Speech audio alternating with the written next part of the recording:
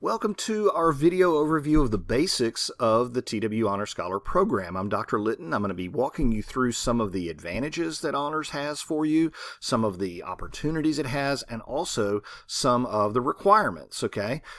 So you might want to take some close notes or be very attentive to this, or you might want to back it up and see some sections again if I go too fast, trying to get it all in one shot here.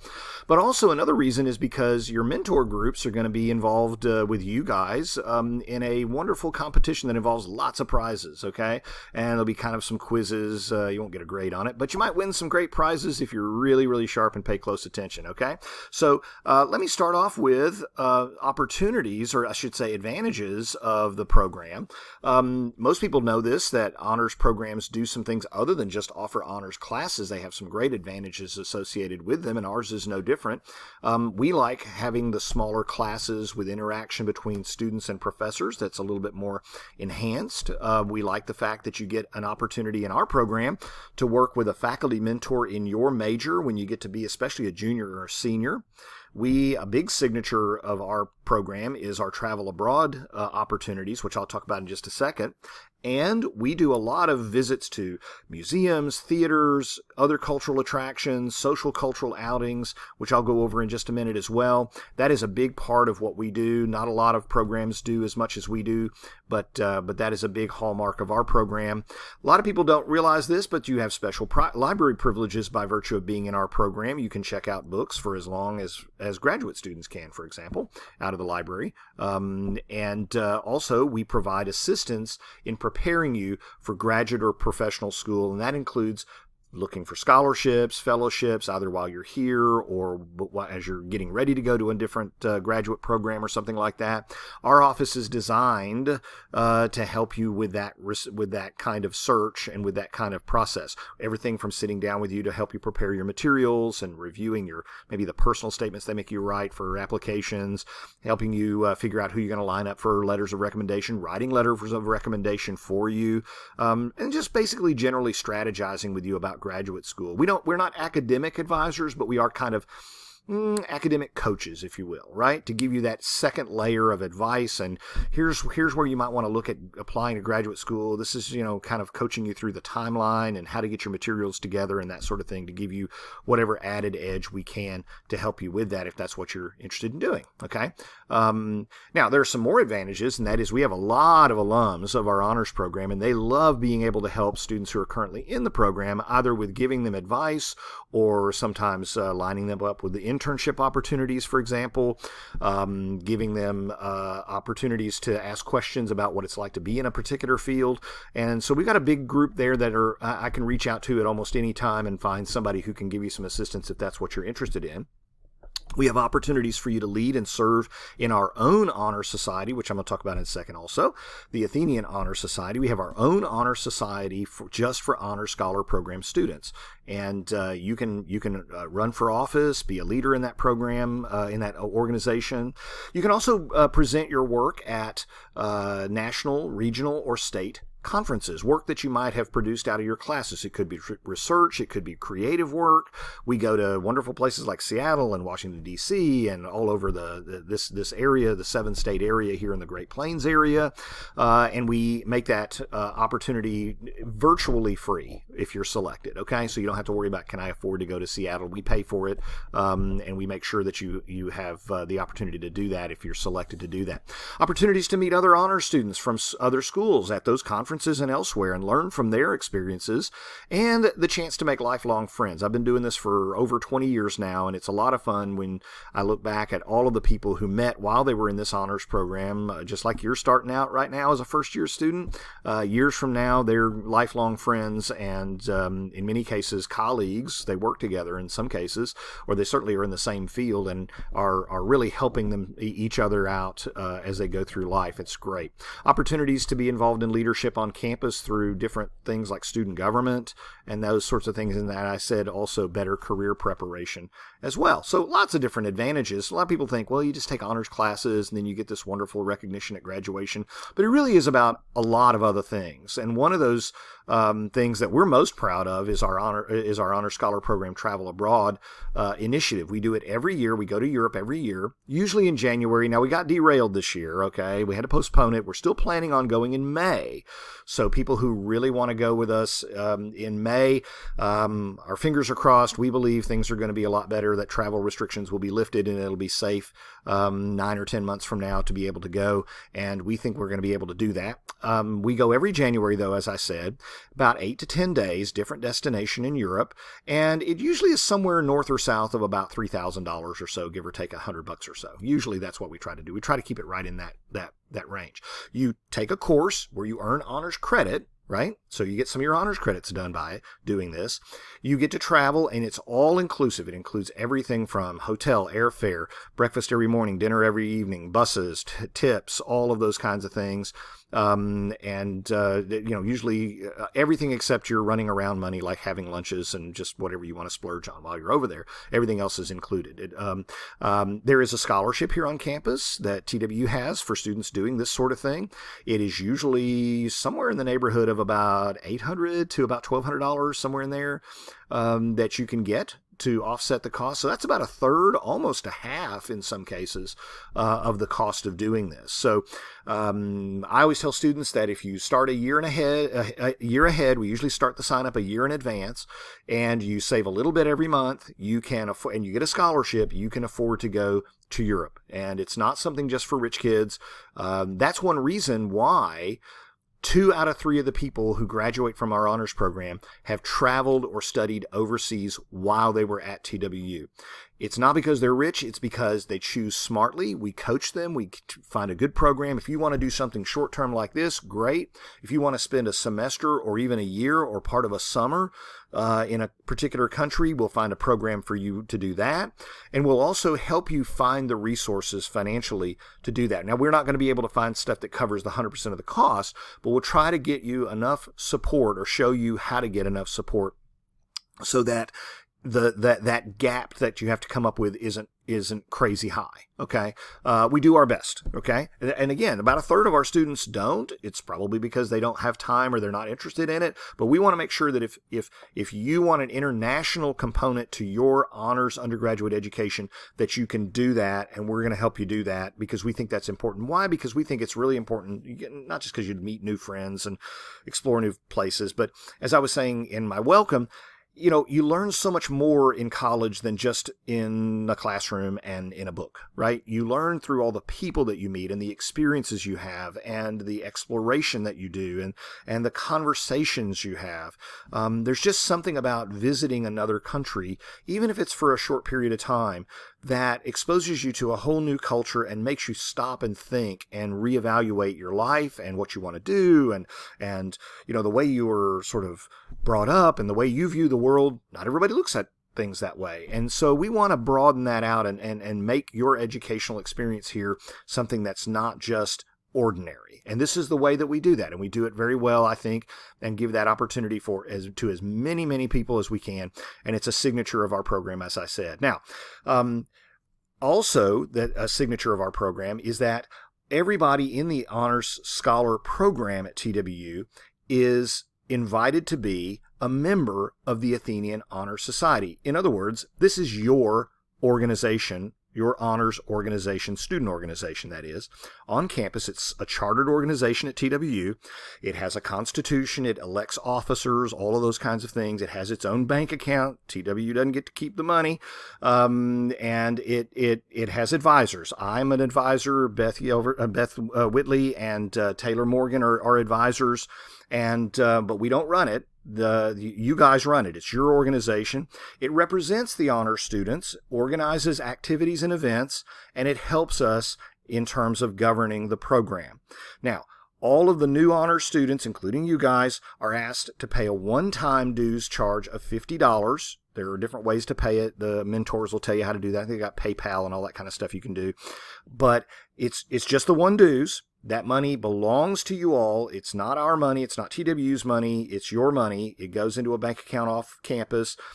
AHS is actually a 501c3 organization registered with the United States federal government as a nonprofit. Okay. And so if it is your organization that you can participate in and get the most out of all the activities and events and things. It has several committees. One of the committees is a publication committee that helps put out Off the Quill, which is our journal. One of the committees is the service committee that helps us line up different service organizations we want to do projects with. Another one is the recruitment committee that helps us get in touch with brand new students who would like to come to TW and be part of honors. So there's lots of different ways for you to get involved, and we'll be talking about that a little bit more, especially your mentors will be doing that. Consistent participation at the meetings and events and fulfillment of service obligations entitles you, when you graduate, to cords, graduation cords, that are AHS graduation cords, okay? That's given to you by the organization, not by the university, okay? So you're a member of this organization, you get cords, you graduate and complete honors, the Honor Scholar Program requirements, you receive other recognition from the university, right? So that's different. AHS is different from HAC, right? Sorry about the acronyms, but the HAC is the Honors Advisory Council, and it's made up of students, faculty, and staff who advise the director, that's me, about matters ranging from admission standards to program policies to budgetary issues, okay? So it doesn't govern the program, it advises the director on matters of government. So all the policies that we have are policies that I've implemented over the years, generally speaking, with the advice of this council that deliberates about what direction we want to take the program, okay? So a way to look at it is to say HAC, the Honors Advisory Council, is concerned with program policies, requirements, and governance. AHS, the Athenian Honor Society, is the student organization that's all about carrying out activities and events and doing the stuff that the students want to do on a regular basis that adds enrichment to their experiences. Okay, so try to keep those two kind of carefully in mind there. The HAC has a general council and it has various committees, appeals committees and recruitment, application committees and capstone committees and all that kind of thing. The important thing to know is that almost half, sometimes in some years, half of the members of the committee are students in the program, and they are elected by their peers. And you're going to have an opportunity here in the next day or two to, if you're interested, nominate someone or yourself to run for the position that we always have on the HAC for a first-year class representative. So we always reserve one spot for incoming first-year students to serve as a representative of the entire freshman class. So if you're interested in that, your mentor is going to tell you more about how you would do that, how you nominate yourself, what the process is like. But we think that's important, that even if you're brand new here, people who are brand new here should be represented as well. Their voice should be heard, and that person will be asked to come to the council meetings and speak up on issues ranging, as I said, from all of those things we talked about right there. Okay. Now, what are the requirements of the program? Well, to complete the program, you're going to need to focus on the 3 C's that I talk about usually: commitment, coursework, and capstone. And in terms of commitment, the TW Honors program has shown its commitment to you. So we're looking for commitment from you in 2 different areas. 1, participation, and 2, service. In terms of participation, we believe that to get the most out of the honors program, you need to be plugged into what's going on, and you need to keep involved with activities that are going on around the campus, in the community, in the DFW area. Like I said, those events that we plan about 10 to 12 participation events each term. We publish them in advance so you know what they are, where they are, what days, times, and things like that. And we ask students to attend at least 3. Now, most students go to more than 3, but at least 3. And these can be anything that fits your schedule or fits your preferences, right? If you say, well, I love dance, I'd like to go to this dance performance on campus, then you go to that. If you say, well, I'm not so keen on museums, but you know what, this is one of the only times I'm free on a Friday evening or a Thursday evening or what have you, and I probably should go ahead and go to that, okay? That's up to you. You plan that out with your schedule and all of those kinds of things and figure out what you want to do. But it shouldn't be too big of a burden if you're a good planner to pick 3 out of 10 or 12. That's only like 1 a month for September, October, November, for example, if you want. Failure to attend 3 in one term means that you're placed on probation. If you don't attend 3 2 terms in a row, then we put you on suspension. We suspend you from the program. So it does have some serious consequences. You are expected to attend, because it is just as important as some of the other requirements that you complete these participation events. Okay, so with regard to service, which is the other part of the commitment that we're looking for from you, we want to create a culture of giving.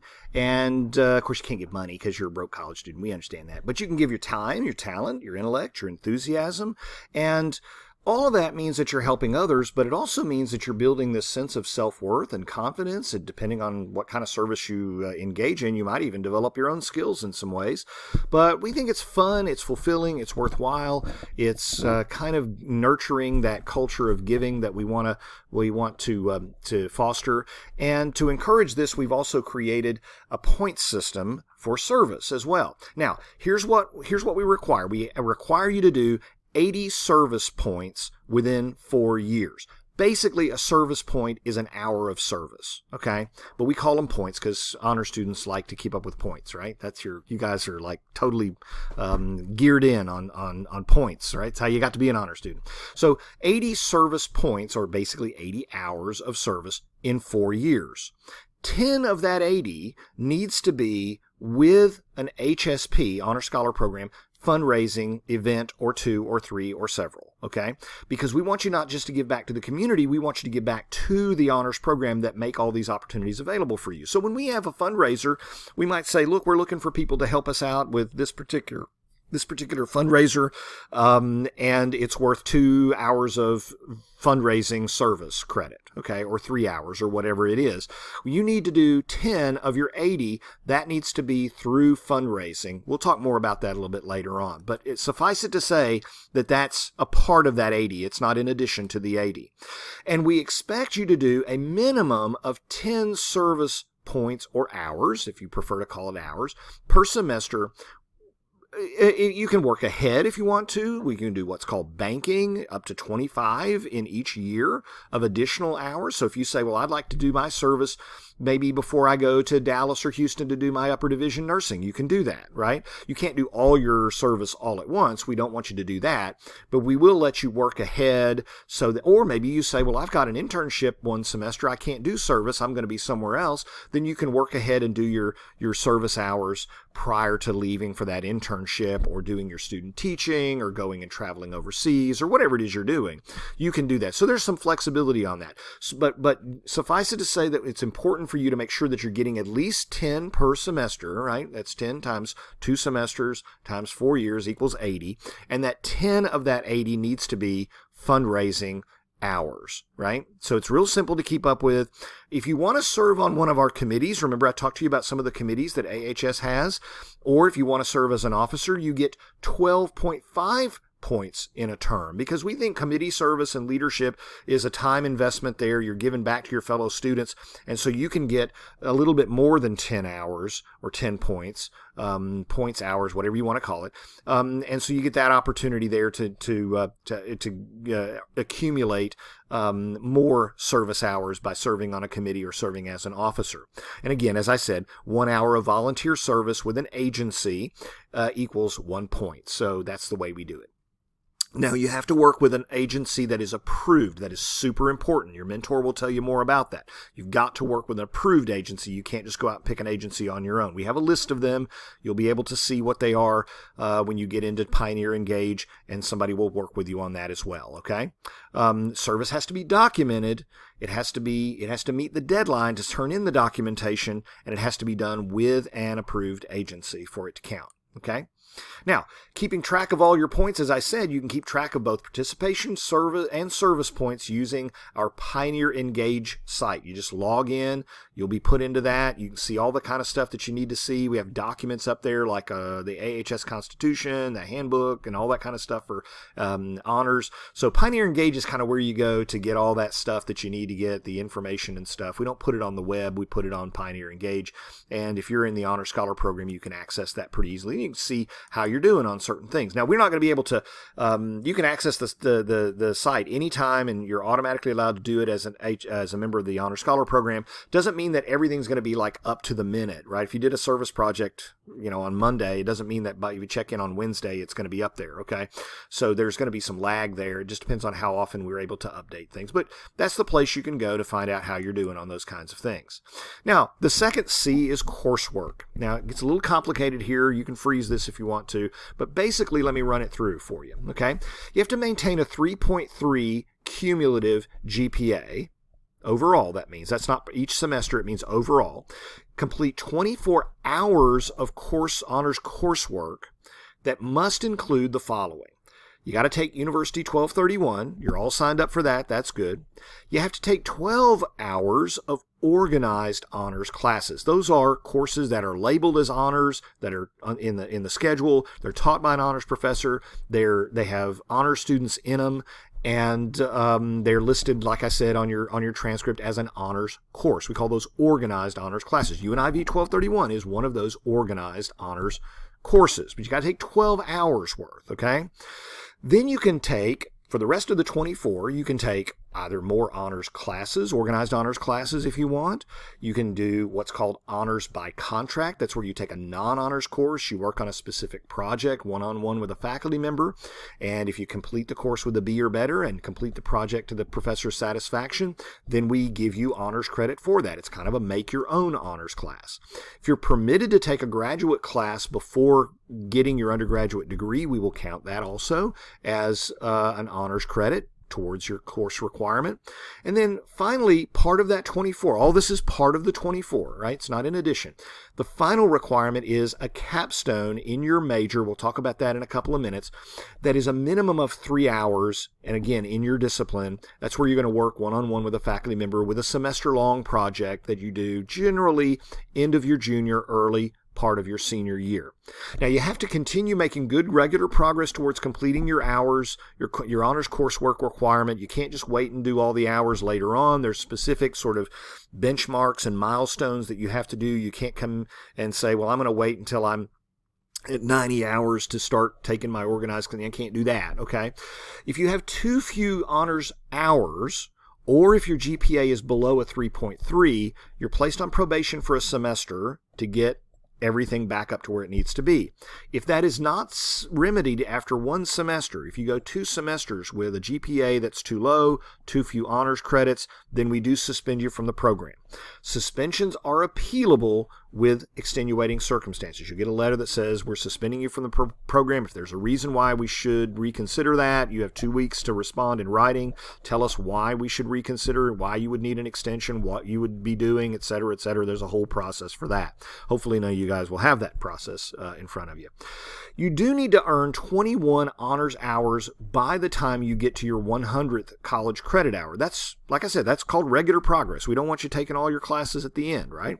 You have to earn a B or better for honors credit to count. So if you take an honors course and you make a C, you don't get the honors credit for that, okay? So that doesn't count towards your 24. You got to make a B or it's not honors credit. Nursing majors have to take a 2-hour seminar. I say have to. It's probably their favorite class while they're here in Denton. You get to take a 2-hour seminar. Nursing majors in the Honor Scholar program are the only human beings at TWU who are allowed to take nursing courses before they get into nursing school. It's really cool. It's kind of a preview class. It's really, really cool. So I say you have to, but they're all looking forward to it and can't wait to take it generally. So that's important. That's part of their 2-hour. That's part of their 24 hours of coursework, and it's also part of their organized as well.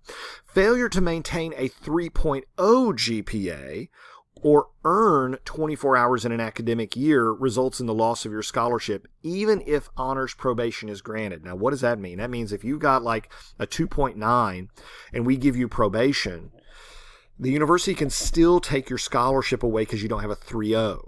Okay, so 3.0 is a magic number as well. That's about keeping scholarship. Any scholarship at TWU has to have a 3.0. Okay, probations, 3 strikes, and nobody likes to talk about this, but I have to. Okay, no student can be placed on probation more than twice for any reason: for service, lack of service, lack of participation, low grades, lack of honors credits, making progress. Suspensions, like I said, can be appealed in writing within 2 weeks, but appeal decisions are final. right? The HAC and the HAC alone makes that decision. The rest of the university does not. We're empowered to make that decision. You appeal to us. Our committee reviews it, and you have fellow students on the committee as well as faculty and staff.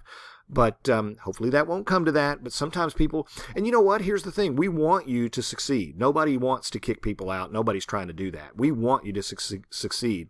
We have rarely had a situation where a student says, well, I got sick, or I got in an accident, or I had a family or personal issue, and I just need another semester. And if there's really good cause, and if we see a path towards success, and the student is able to articulate what that path looks like, generally speaking, there's a great deal of patience and a great deal of grace that's offered on that. But we do have to make sure that people are maintaining the requirements that we have for the program, and they have to take the program seriously. I know you all will, but everybody needs to know this. Now, I hate to end this part one on a downer note, but I am going to do that for the interest of time, and I'm going to upload a second video for you guys to take a look at that deal with the third C and some other things that you need to know about the program, okay? So be watching for the second video. Look for the second video. Make sure you watch that all the way through as well.